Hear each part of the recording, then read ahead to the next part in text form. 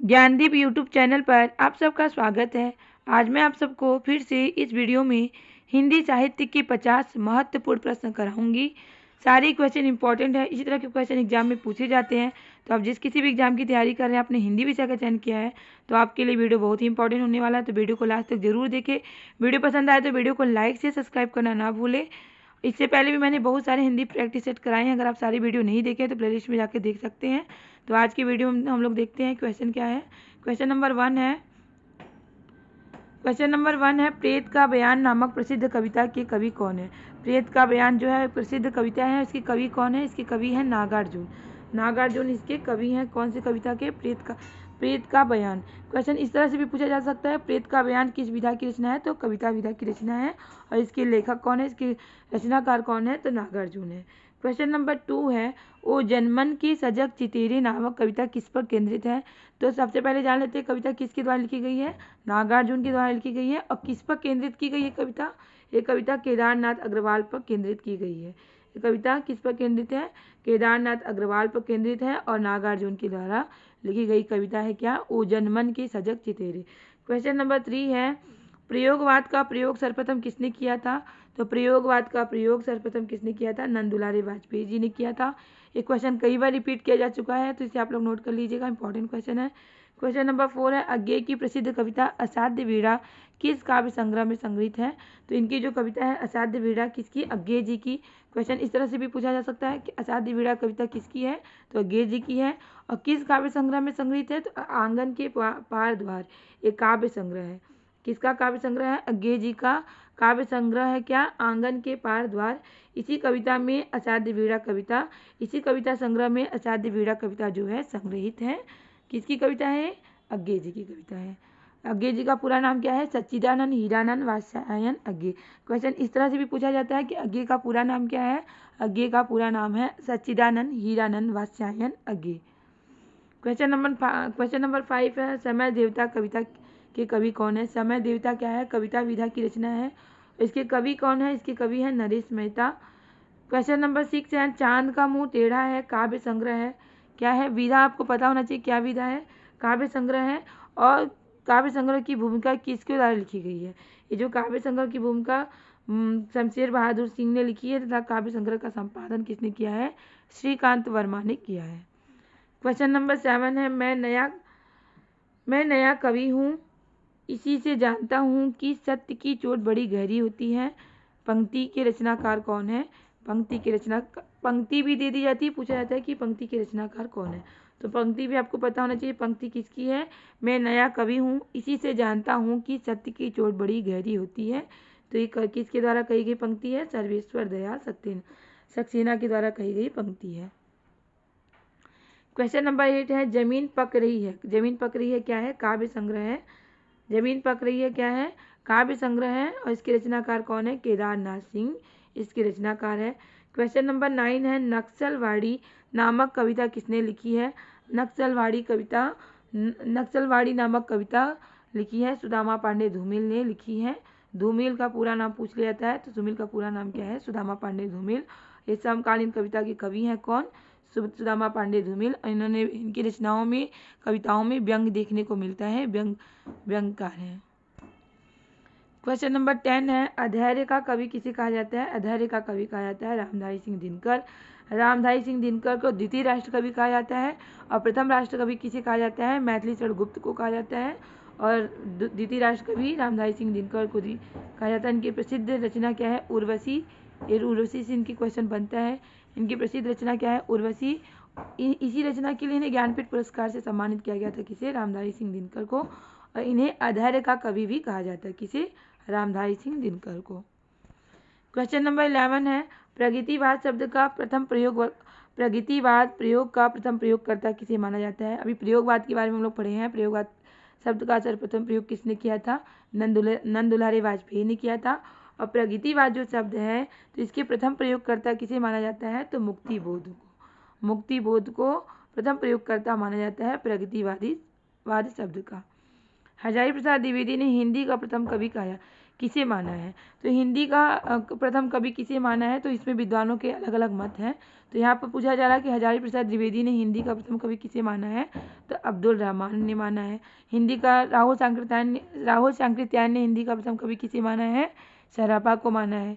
रामचंद्र शुक्ल ने हिंदी का प्रथम कवि किसे माना है, रामचंद्र शुक्ल ने हिंदी का प्रथम कवि चंद्रवरदाई को माना है। और डॉक्टर रामकुमार वर्मा ने हिंदी का प्रथम कवि किसे माना है, डॉक्टर स्वयंभू को माना है। क्वेश्चन नंबर 13 है, प्रयोगवाद शब्द का प्रथम प्रयोगकर्ता कौन है, नंदुलाल वाजपेयी है।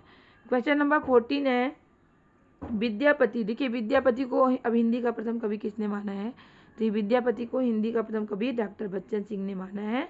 और यहाँ पर क्या था, डॉक्टर हजारी प्रसाद द्विवेदी ने किसे माना है, अब्दुल रहमान को माना है। और विद्यापति जो आदिकाल के कवि हैं, इनको हिंदी का प्रथम कवि किसने माना है, तो डॉक्टर बच्चन सिंह ने माना। हिंदी का प्रथम कवि पर विद्वानों के जो मत हैं, इससे भी एग्जाम में क्वेश्चन बनते हैं। तो हिंदी का प्रथम कवि कौन किसको माने हैं, तो इस पर भी क्वेश्चन बनते हैं, तो इसके बारे में आपको पता होना चाहिए। इस पर भी मैंने वीडियो बनाया है, अगर आप वीडियो नहीं देखे हैं तो प्लेलिस्ट में जाके देख सकते हैं। क्वेश्चन नंबर 15 है, छायावाद शब्द का प्रथम प्रयोगकर्ता किसे माना गया है, छायावाद शब्द का प्रथम प्रयोगकर्ता मुकुटधर पांडे को माना गया है। छायावाद शब्द के प्रथम प्रयोगकर्ता कौन है, मुकुटधर पांडे। क्वेश्चन इस तरह से एक क्वेश्चन ये भी बनता है कि छायावाद का जनक किसे माना जाता है, या छायावाद का जनक किसे माना जाता है, तो जयशंकर प्रसाद को माना जाता है। और पूछा जाएगा छायावाद शब्द का प्रथम प्रयोगकर्ता कौन है, तो मुकुटधर पांडे है। क्वेश्चन नंबर 16 है, रीतिकाल का प्रथम ग्रंथ किसको माना जाता है, तो हरहित तरंगड़ी को रीतिकाल का प्रथम ग्रंथ माना जाता है। हिंदी का प्रथम गीति नाट्य क्या है, करुणालय। करुणालय क्या है, हिंदी का प्रथम गीति नाट्य है। क्वेश्चन इस तरह से भी पूछा जाता है कि करुणालय किस विधा की रचना है, तो गीति नाट्य विधा की रचना है, या इसे हिंदी का प्रथम गीति नाट्य माना जाता है, किसे, करुणालय को। क्वेश्चन नंबर 18 है, हिंदी भाषा के लिए सबसे पहले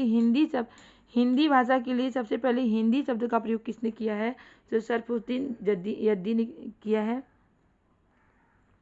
क्वेश्चन नंबर 19 है, आधुनिक खड़ी बोली के प्रथम कवि कौन है, आधुनिक खड़ी बोली के प्रथम कवि श्रीधर पाठक है। क्वेश्चन खड़ी बोली हिंदी के प्रथम कवि पूछा जाएगा तो अमीर खुसरो, लेकिन आधुनिक खड़ी बोली के प्रथम कवि पूछा जाएगा तो श्रीधर पाठक।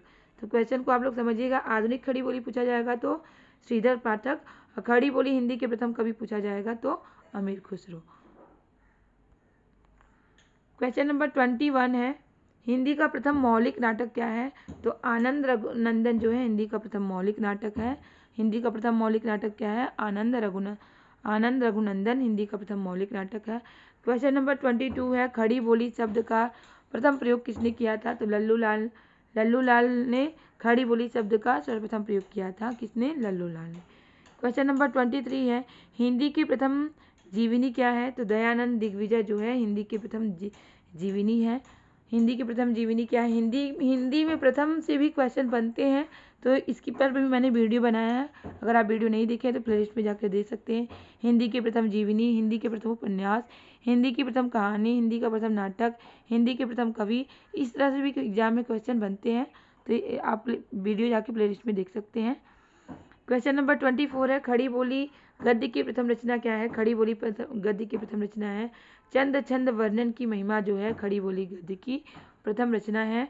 कोमल गांधार किसका नाटक है, कोमल गांधार क्या है, नाटक विधा की रचना है, और इसके लेखक कौन है, इसके नाटककार कौन है, शंकर शेष जो है इसके नाटककार हैं। मध्वाचार किस संप्रदाय के संपादक हैं, मध्वाचार दैत्यवाद के संपादक है।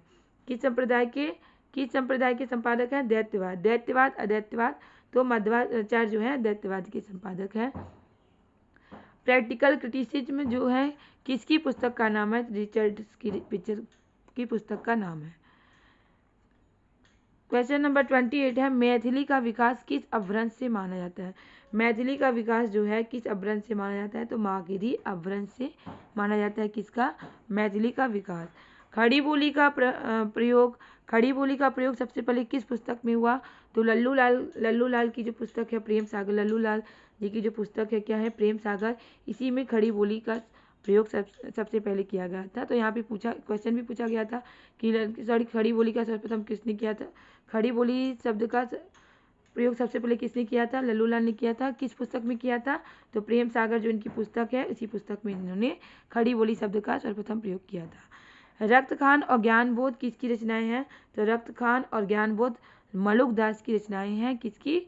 मलुकदास की रचनाएं हैं रत्नखान और ज्ञानबोध। कामायनी को मानव चेतना के विकास का महाकाव्य किसने किया? किसने कहा है? कामायनी क्या है? महाकाव्य है। और किसके द्वारा लिखी गई है? तो जयशंकर प्रसाद के द्वारा। किसके द्वारा? जयशंकर प्रसाद के द्वारा लिखी गई ये रचना है क्या? कामायनी। जिसमें कितने सर्ग हैं ये भी क्वेश्चन पूछा जाता है। तो इसमें 15 सर्ग हैं और जयशंकर प्रसाद के द्वारा लिखी गई रचना है, महाकाव्य है। तो कामायनी के संदर्भ में विद्वानों का क्या कहना है जानते हैं। डॉक्टर नगेंद्र ने क्या कहा है कि कामायनी को मानव चेतना का विकास का महाकाव्य कहा है। मानव चेतना के विकास का महाकाव्य कामायनी को किसने कहा है? तो डॉक्टर नगेंद्र ने कहा है। अगला क्वेश्चन है, क्वेश्चन नंबर 32 है, कामायनी को रहस्यवाद का पहला महाकाव्य किसने कहा है? तो एक कामायनी के संदर्भ में किसने कहा है? जो जयशंकर प्रसाद की प्रसिद्ध रचना महाकाव्य है कामायनी। तो कामायनी तो रहस्यवाद का पहला महाकाव्य है। किसने कहा है? तो सूर्यकांत त्रिपाठी निराला ने कहा है। निराला का पूरा नाम क्या है? सूर्यकांत त्रिपाठी निराला। क्वेश्चन नंबर 33 है, कामायनी को मानवता का रहस्यात्मक इतिहास कहा किसने कहा? देखिए कामायनी के संदर्भ में विद्वानों के क्या क्या मत है, क्या किसने क्या कहा है कामायनी के संदर्भ में, तो जानते हैं। कामायनी को मानवता का रसात्मक इतिहास किसने कहा है? तो नंदुलारे वाजपेयी ने कहा है। किसने कहा है? नंदुलारे वाजपेयी ने कहा है। कामायनी को आधुनिक सभ्यता का प्रतिनिधि महाकाव्य किसने कहा है? तो डॉक्टर नामवर सिंह ने कहा है। तो कामायनी के संदर्भ में किसने क्या कहा है तो ये आप लोग नोट कर लीजिएगा। क्वेश्चन नंबर 35 है, पंत के किस काव्य ग्रंथ प्रगति की चित्रशाला कहा जाता है? पंत की किस काव्य ग्रंथ को प्रगति की चित्रशाला कहा जाता है? तो पल्लव का काव्य ग्रंथ क्या है? पंत का काव्य ग्रंथ है पल्लव, और पल्लव को ही प्रगति की चित्रशाला कहा जाता है। क्वेश्चन नंबर 36 है, निराला की किस कविता को महाकाव्यात्मक रचना कहा गया है? तो निराला की किस रचना को महाकाव्यात्मक रचना कहा गया है? तो राम की शक्ति पूजा जो इनकी रचना है इसी को महाकाव्यात्मक रचना कहा गया है निराला की। क्वेश्चन नंबर 37 है, भक्ति काल को हिंदी साहित्य का स्वर्ण युग किसे कहा है? आदिकाल, चार काल है। किसने हिंदी साहित्य को 4 काल खंडों में विभाजित किया गया है? आदिकाल, भक्ति काल, रीतिकाल, आधुनिक काल। ये जो भक्ति काल है तो इसको स्वर्ण युग किसने कहा है? तो स्वर्ण युग श्याम सुंदर दास ने कहा है। इंपॉर्टेंट क्वेश्चन है, कई बार रिपीट किया जा चुका है एग्जाम में। भक्ति काल को हिंदी का स्वर्ण युग किसने कहा है? तो श्याम सुंदर दास जी ने कहा है। अगला क्वेश्चन है, क्वेश्चन नंबर 38, भक्ति काल को हिंदी साहित्य का स्वर्ण काल। देखिए स्वर्ण युग श्याम सुंदर दास ने कहा है और स्वर्ण काल किसने कहा है? डॉक्टर ग्रियर्सन ने स्वर्ण काल कहा है। किसको? भक्ति काल को। तो भक्ति काल के संदर्भ में भी विद्वानों का मत है। क्वेश्चन नंबर 39 है, आदिकाल को शून्य काल किसने कहा है? तो आदिकाल को शून्य काल या आरंभिक काल किसने कहा है? तो आदिकाल के नामकरण पर भी मैंने वीडियो बनाया है। तो आदिकाल के नामकरण पर भी विद्वानों के अलग अलग मत हैं। तो इस पर भी मैंने वीडियो बनाया है। अगर आप वीडियो नहीं देखे हैं तो प्लेलिस्ट में जाकर देख सकते हैं, क्योंकि आदिकाल के नामकरण से क्वेश्चन बनते हैं एग्जाम में। तो यहाँ पे क्वेश्चन है, आदिकाल को शून्य काल या आरंभिक काल किसने कहा है? तो डॉक्टर गणपति चंद्र गुप्त ने आदिकाल को शून्य काल या आरंभिक काल कहा है। आदिकाल को वीर काल किसने कहा है? तो आदिकाल को वीर काल विश्वनाथ प्रसाद मिश्र ने कहा है। आदिकाल को बीजप्पन काल किसने कहा है? तो महावीर प्रसाद द्विवेदी ने आदिकाल को बीजप्पन काल कहा है। क्वेश्चन नंबर 41 है, आदिकाल को अंधकाल किसने कहा है? कपिल कुलश्रेष्ठ ने आदिकाल को अंधकाल कहा है। क्वेश्चन नंबर 42 है, आदिकाल को संधि एवं चारण काल किसने कहा है? तो आदिकाल को संधि एवं चारण काल राम कुमार वर्मा ने कहा है। आदिकाल को संधि एवं चारण काल कहा है। क्वेश्चन नंबर 43 है, भयानक खबरों का कवि किसे कहा जाता है? गजानन माधव मुक्तिबोध को भयानक खबरों का कवि कहा जाता है। इंपॉर्टेंट क्वेश्चन है कि भयानक खबरों का कवि किसे कहा जाता है? गजानन माधव मुक्तिबोध को। मुक्तिबोध का पूरा नाम भी पूछ लिया जाता है, तो मुक्तिबोध का पूरा नाम है गजानन माधव मुक्तिबोध।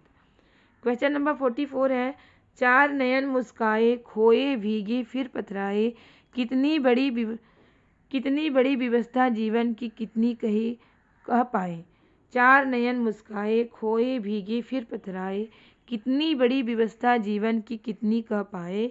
पंक्ति किस कवि की है, तो पंक्ति से भी क्वेश्चन पूछे जाते हैं, पंक्ति दे दी जाती है, पूछी जाती है किसके द्वारा कही गई पंक्ति है। तो ये पंक्ति किसके द्वारा कही गई है, पंक्ति सर्वेश्वर दयाल सक्सेना के द्वारा कही गई पंक्ति है। क्वेश्चन नंबर 45 है, मोचीराम कविता के कवि कौन है। मोचीराम कविता के कवि कौन है, सुदामा पांडे धूमिल, जो कि समकालीन कविता के कवि हैं। इनकी रचनाओं में व्यंग देखने को मिलता है, व्यंगकार भी कहे जाते हैं। क्वेश्चन नंबर 46 है, सब कुछ होना बचा रहेगा काव्य संग्रह किसका है। सब कुछ होना बचा रहेगा क्या है, काव्य संग्रह है। किसका काव्य संग्रह है, विनोद कुमार शुक्ल का। क्वेश्चन नंबर 47 है, सुनो कारीगर अबूतर कबूतर काव्य संग्रह के कवि कौन है। ये दोनों सुनो कारीगर अबूतर कबूतर काव्य संग्रह किसका है, उदय प्रकाश का। क्वेश्चन नंबर 48 है, कविता की नई तारीख नामक प्रसिद्ध कहानी के लेखक कौन है। कविता की नई तारीख नामक प्रसिद्ध कहानी क्या है, कहानी विधा की रचना है और इसके लेखक कौन है, काशीनाथ सिंह है। कविता की नई तारीख कहानी के लेखक काशीनाथ सिंह है। क्वेश्चन नंबर 49 है, शुक्ल जी के समर्थन में वे रामविलास शर्मा अजय प्रसाद द्विवेदी पर वकील की तरह आक्रमण करते हैं, जो न तथ्यपरक है न ही रामविलास शर्मा जैसे आलोचक की मर्यादा के अनुरूप है। शुक्ल जी के समर्थन में कौन, रामविलास शर्मा अजय प्रसाद द्विवेदी पर वकील की तरह आक्रमण करते हैं, जो न तथ्यपरक है न ही रामविलास शर्मा जैसे आलोचक की मर्यादा के अनुरूप है। एक कथन किस साहित्यकार का है, तो एक कथन डॉक्टर बच्चन सिंह का है। क्वेश्चन लास्ट क्वेश्चन है, क्वेश्चन 50 है, प्रेमचंद सामंतों का मुंशी पुस्तक के लेखक कौन है। प्रेमचंद सामंतों का मुंशी पुस्तक के लेखक कौन है, डॉक्टर धर्मवीर। प्रेमचंद सामंतों का मुंशी नामक पुस्तक के क्या है, लेखक है। एक लास्ट क्वेश्चन है 51 जो कि आप लोगों के लिए है। आप लोग इसका आंसर बताइए, अगर आंसर पता है तो कमेंट बॉक्स में आंसर जरूर बताइएगा। एक भारतीय आत्मा किसे कहा जाता है, तो ऑप्शन ए है जयशंकर प्रसाद, बी माखनलाल चतुर्वेदी, सी रामधारी सिंह दिनकर, डी सुमित्रानंद पंत। तो एक भारतीय आत्मा किसे कहा जाता है, इसका आंसर अगर आप लोग को पता है तो कमेंट बॉक्स में ज़रूर बताइएगा। इससे ये पता चलता है कि आपकी तैयारी कैसी हो रही है। उम्मीद है कि आपको वीडियो जरूर पसंद आया होगा। वीडियो पसंद आया तो वीडियो को लाइक से सब्सक्राइब करना ना भूलें, क्योंकि आपका लाइक से सब्सक्राइब ही हमें मोटिवेट करता है इस तरह के क्वेश्चन लाने के लिए, जिससे आपकी अच्छी तैयारी हो सके और आप अपने एग्जाम में सफल हो सके। इसी तरह के क्वेश्चन की तैयारी करने के लिए हमारे चैनल से जुड़े रहें। तब तक के लिए मिलते हैं नेक्स्ट क्लास में, बाय।